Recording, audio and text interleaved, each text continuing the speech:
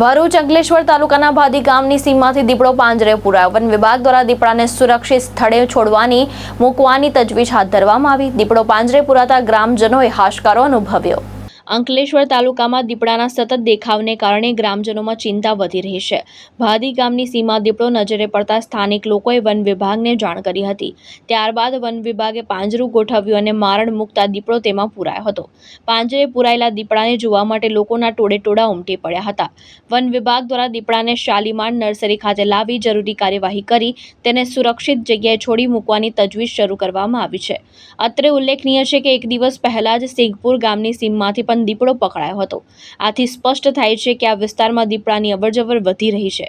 કહી શકાય કે તેઓ ખોરાક કે રહેઠાણની શોધમાં ગામની નજીક આવી રહ્યા હોય તેવું લાગી રહ્યું છે। ધર્મેશ રાણા, દ્રષ્ટિકોણ ન્યૂઝ, અંકલેશ્વર, ભરૂચ।